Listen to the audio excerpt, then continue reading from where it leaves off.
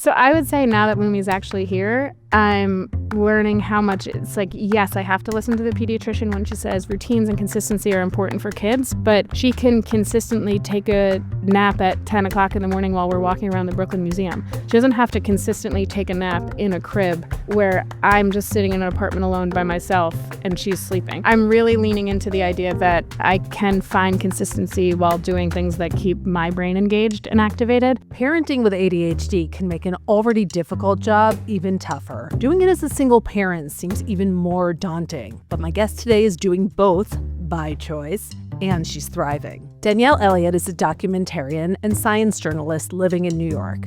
Last year, she gave birth to her daughter, Lumi. Also last year, Danielle hosted a documentary podcast called Climbing the Walls, which chronicled the rise of pandemic-era ADHD diagnoses in adult women. Danielle herself was diagnosed with ADHD at age 36. If you want to hear more, definitely check out her podcast. You might know that ADHD is highly heritable. There's a good chance that if a mom has it, her daughter will too. So I wanted to sit down with Danielle to tell the story of how she came to the decision to become a single mom, with all the requisite fears, doubts, and expectations that come with it, and how her ADHD is both a challenge and a strength. Welcome to Everyone Gets a Juice Box. I'm Jessica Shaw.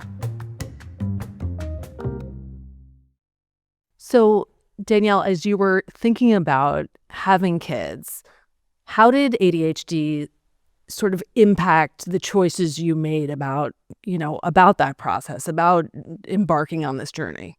So I think to answer that question, I should set this up by just saying like a little bit of insight into me. I love to do things spontaneously, and if I have too much time to think about them, I might just lose interest before I even do it.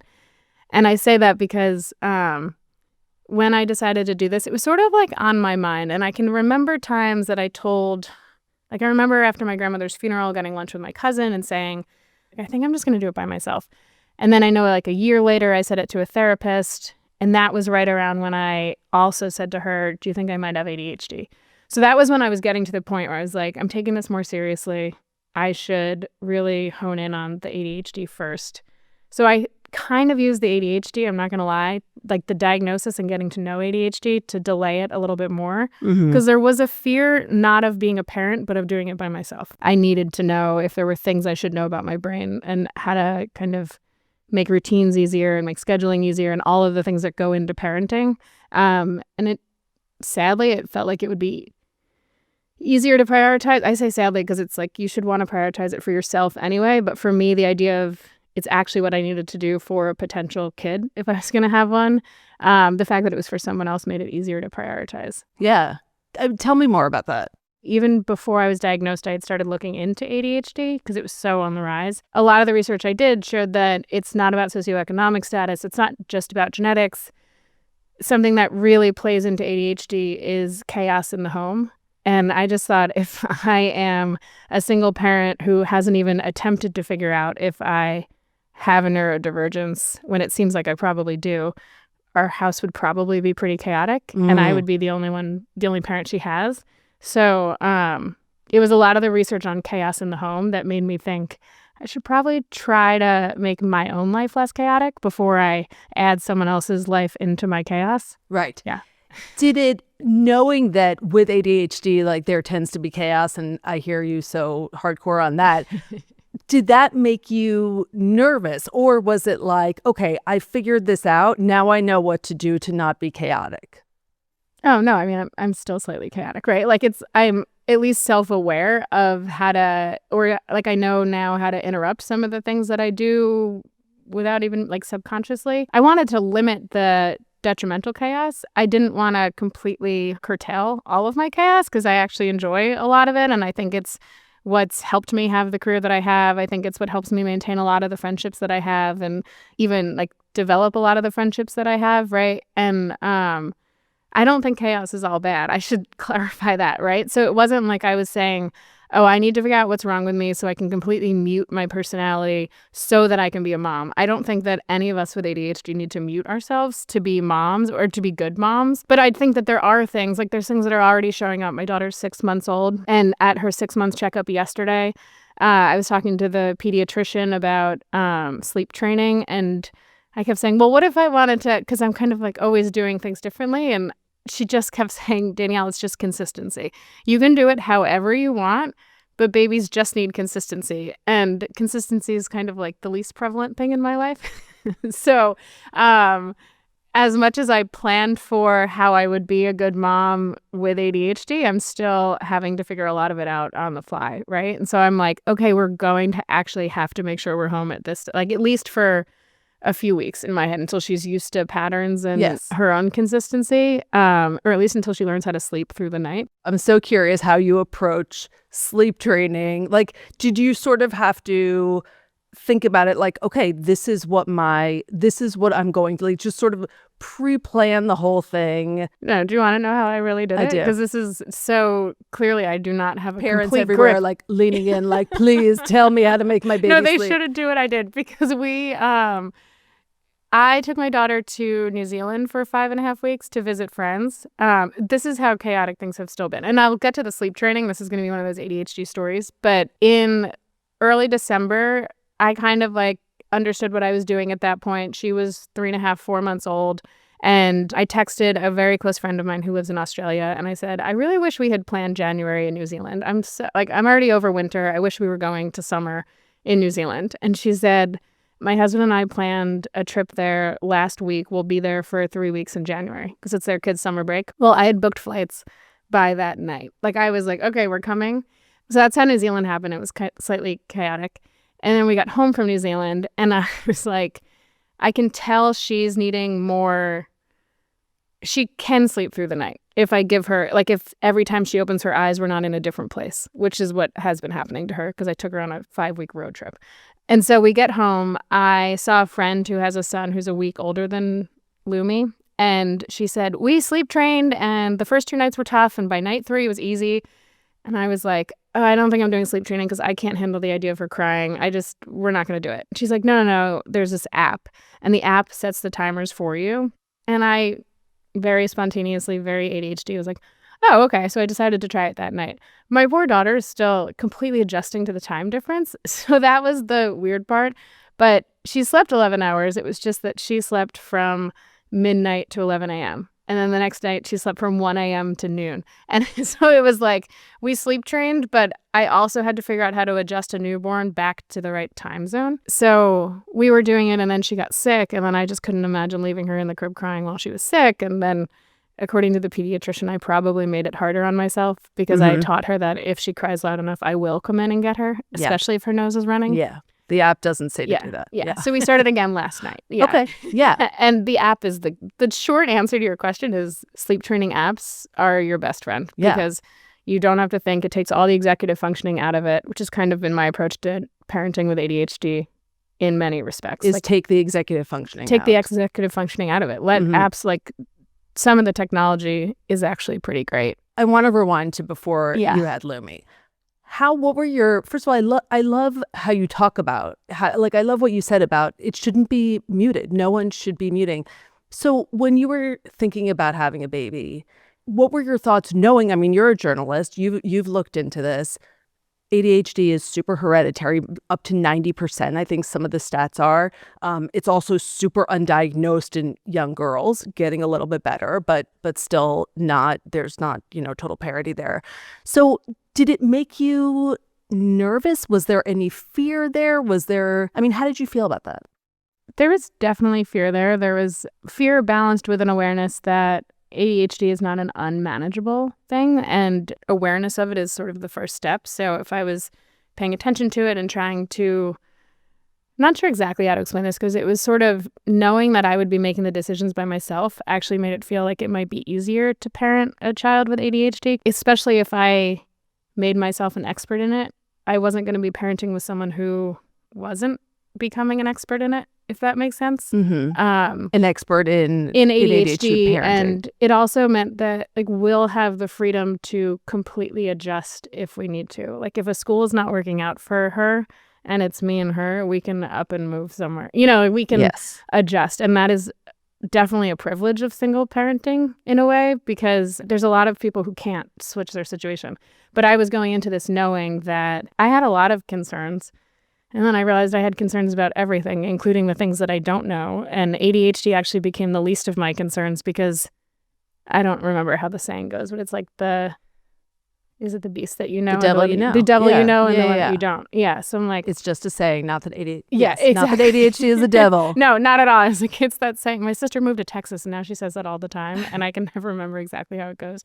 But yeah, and I was really concerned about it. But then I realized that part of that was my own, whether it's ADHD anxiety or just general anxiety that a lot of people have. You worry about everything that could happen with a kid. Yes. Right? Like sometimes I'm pushing her in the stroller and I have this fear that I'm going to accidentally let go and it'll go in the street. That's ridiculous. It's not going to happen. Right. But every little thing. So if I had focused completely on the fear in any sense, I never would have had a kid. So you are a journalist. You have researched this. Are there specific things, and like you said, Lumi's like 6 months old. Yeah. And you're just sort of watching and observing her development right now. Are there specific things that you feel like you're looking out for, either things that your mom or your parents told you that you experienced as a kid or just in general? I mean, I know that when I was it was either 4th or 5th grade at back to school night, the teacher said to my mom, Danielle asks great questions, but by the time I'm answering them, she's not paying attention. Like she's moved on.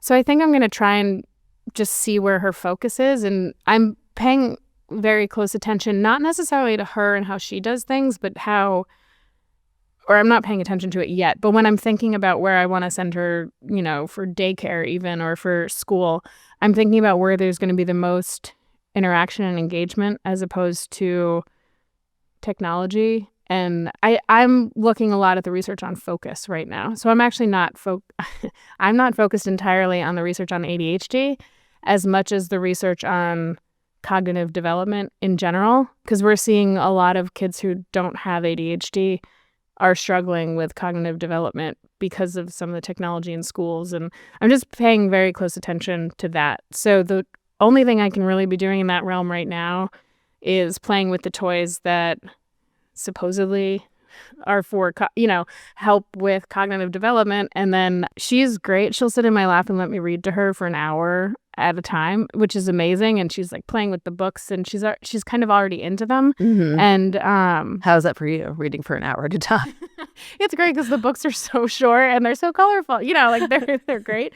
But just wait till Harry Potter, I don't know how that's going to go. I'm going to hope that she is into that. But yeah, it's just been a lot. I've been trying to, or I did as much research as I could while I was pregnant because you can't do much else. I was so bored and uncomfortable. Yeah. I tried to focus on that research. And now that she's here, I'm just doing what feels right to me, and reading feels right to me. Yeah. But yeah, it's going to be trying to counter what we're seeing. The latest research that I'm seeing come out is about technology in school and how this is the first generation that is not more cognitively advanced than their parents. Wow. And that's the first time that's happened since it was measured in the early or mid, sometime in the 1800s. Right.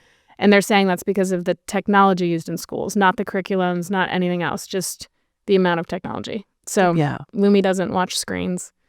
Drives my dad a little bit nuts, but he's agreed. Like the TV's no longer on at my parents' house if we're there. But It's just little things like that because, who knows what any of it's going to do for her, but I'll try. As far as your expectation of how things were going to go, parenting with ADHD, single parenting with ADHD, versus, you've got all those months to prepare and think about, okay, this is how it's going to be. This is the kind of mom I'm going to be, et cetera. Yeah. Versus reality.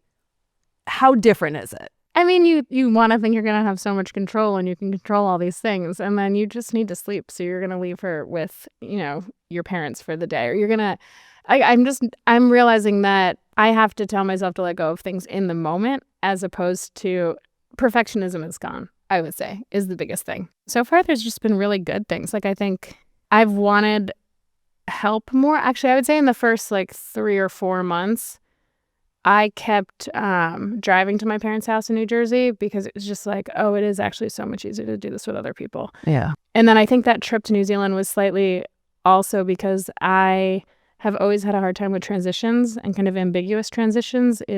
I didn't think this clearly about it before I went, but when I came home, I was like, oh, I think that's what I was doing. She was sort of out of the newborn phase as we were leaving.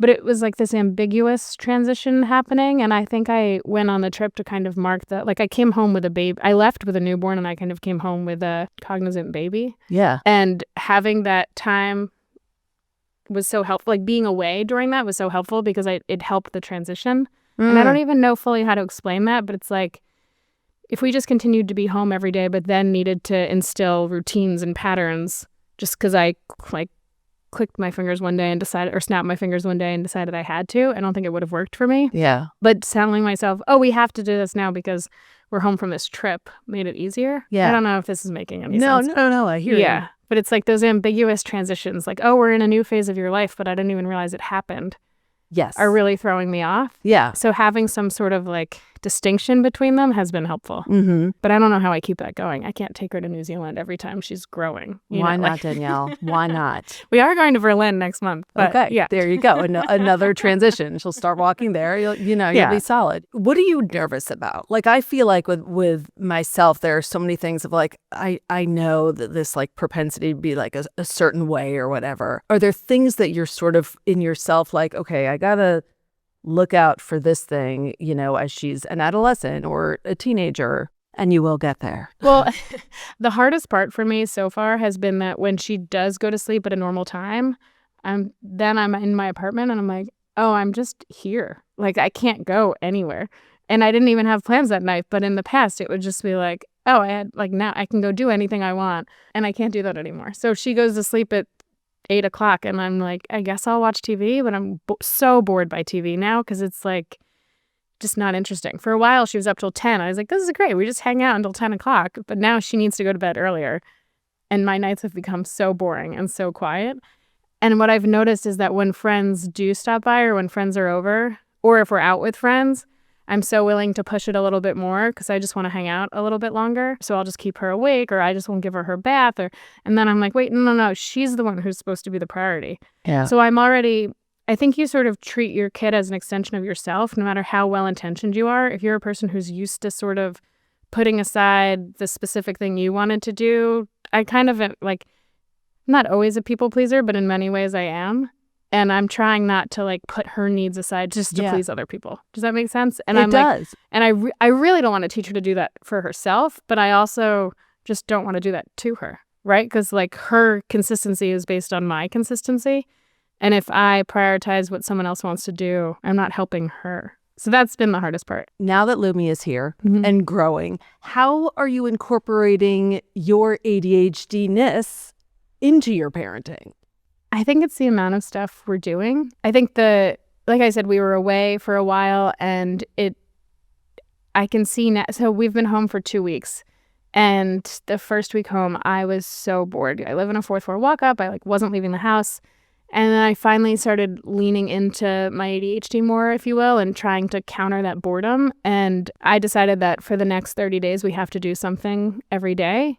So yesterday we were we went from the library to the Brooklyn Museum to her doctor's appointment. Like, I'm just leaning into what keeps my brain activated.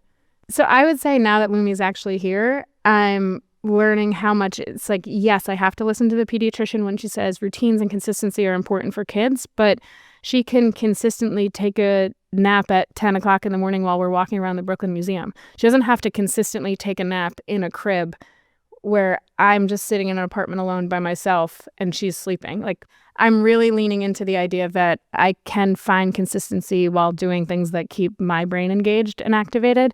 I don't know. I'm still pretty new to it. But I think that's the biggest. I think that actually travel is the biggest thing that I'm really still leaning into. In some ways, it actually feels like I'm back to living my life the way I used to, because for those 4 years of fertility and IVF, and honestly for like 2 or 3 years before that with trying to date it and actually meet someone, you have to be in one place. And so for the last 5 or 6 years, I've primarily been in one place, and now we're able to go other places and she comes everywhere with me. So it's just that much easier. But yeah, I'm leaning a little into the good chaos. Yes. Do you think about that? Do you have fears of that as she gets older, of how am I going to sort of meet my needs as someone with ADHD with meeting her needs of, consistency? Yeah.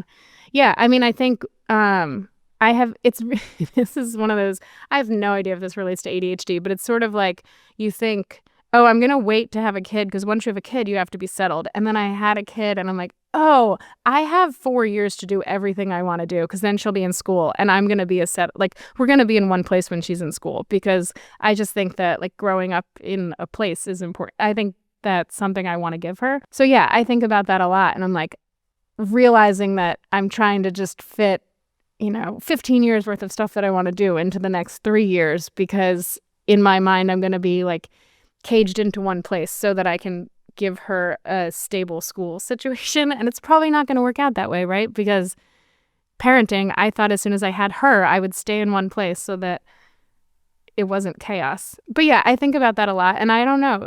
The world is so completely different than it was 10 years ago that I think about it and I'm like, when she's 10 years old, I don't know what the world's going to look like. Like, I don't know if I'm still going to want to live in the US. I don't know. Like, I think about some of that stuff and I'm like, man, every time I've focused on hypotheticals, the world's completely changed before I even got to the point where the hypothetical could have come true. So I would say, if anything, I talk back to my ADHD, like my existential dread, by saying like I had all these concerns. I worried that I would have postpartum depression. I'm extremely lucky that I don't at all. But when I think about how much time I spent worrying that was going to happen, like it was almost a reason, that was a fear to not have a kid at all.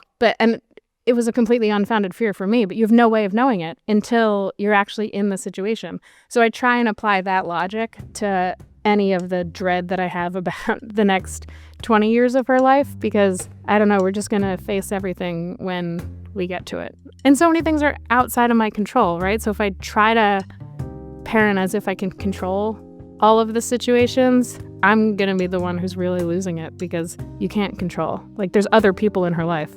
Other things are going to, I can't control all of it.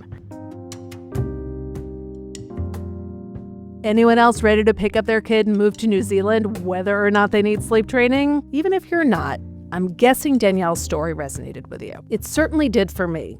How she listens to what her own brain needs while simultaneously determining what's best for her own daughter. How she can look back at how ADHD fueled her anxieties and also think about Lumi's future and how she wants to model living. We all know this, but sometimes it's a great reminder that ADHD comes with a lot of wildly different colors on the palette of life. I'm always inspired by how someone paints their own picture. See you for the next one.